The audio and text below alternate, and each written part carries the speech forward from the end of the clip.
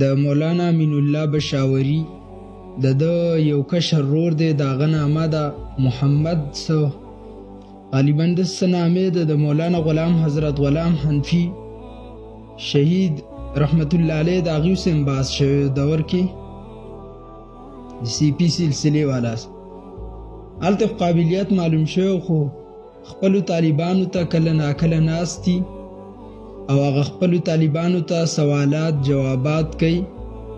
یو د هغه کار همیشه دا دی چې تاویږي را تاویږي نو په امام اعظم ابو حنیفه رحمت الله علیه باندې اعتراض کوي.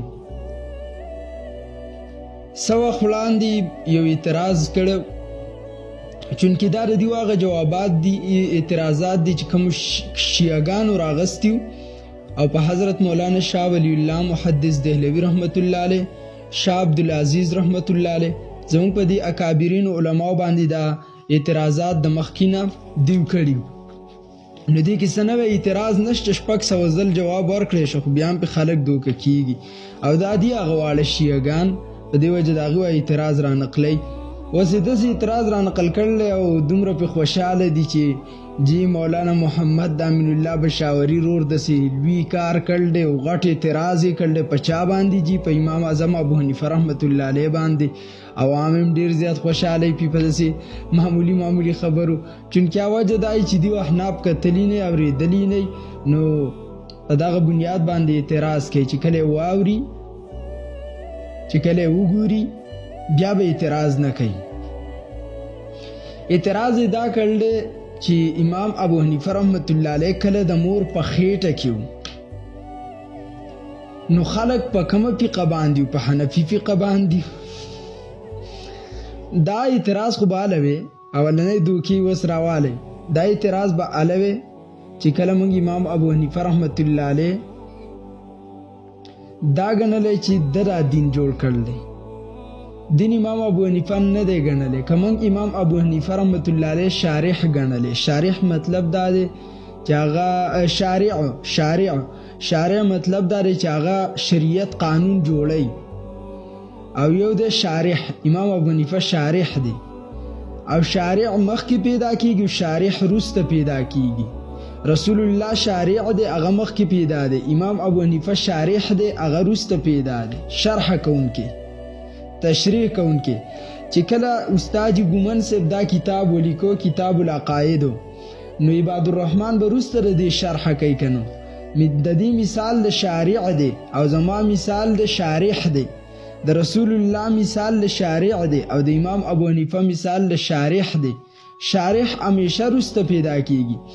دویم دا دی چې زموږ د قرآن کم و قرات دي، په هغه و قراتو کې امام حمزه قرات دی، د کسائی قرات دی، د حفص قرات، د عاصم قرات دی، مختلف قرات دی، ابو عمرو دانی.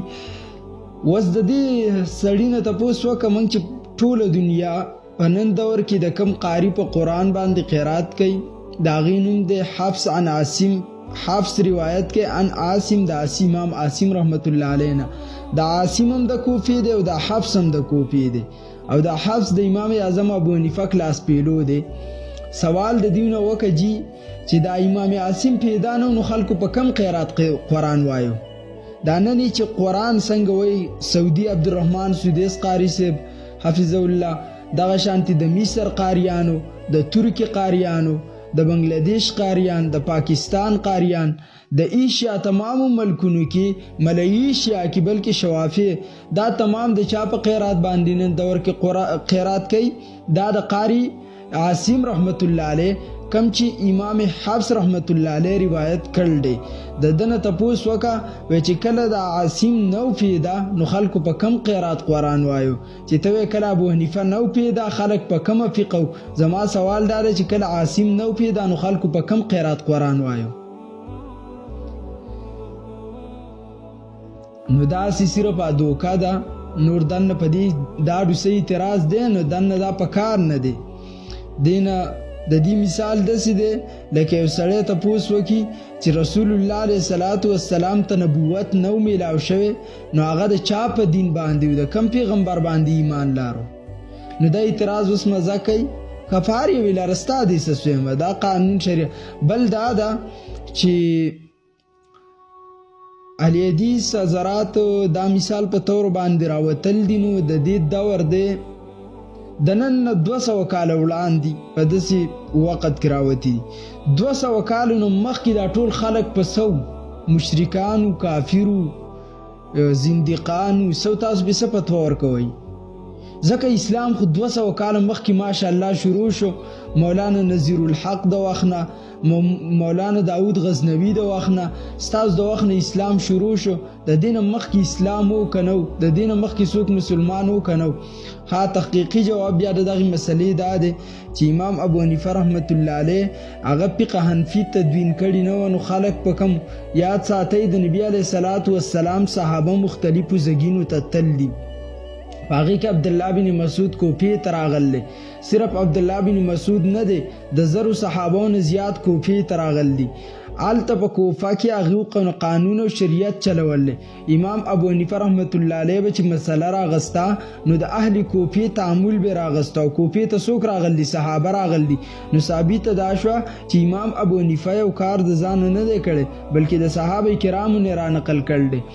نو د دې فقه حنفی د رواج مطلب دا نه دی چې دا د رسول الله په مقابله کې یو نوې سیز راغی.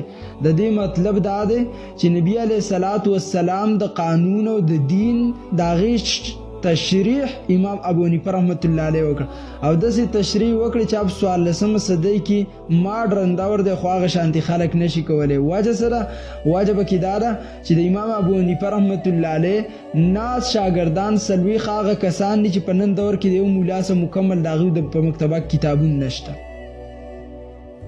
دومره لوی کار یې وکړ. سلویخ کسان ناز اوس وایي په دې سلویختو کې زه یو غلط شو، 2 غلط شو، سلویخ کسان یو ځل باندې غلطیږي. د فقه حنفي نو دي ورتاسې سوازي. نو محمد دی که څه شی د اول خو دې د خوله سمه که چې خبرې کوي نو کله هغه غر ولي، کله دا غر ولي، کله د نه بره جامه تختي کله در نه لره جامه تختي. اول خبرو انداز ټیکه نو بیا خبرې کوه. نو بل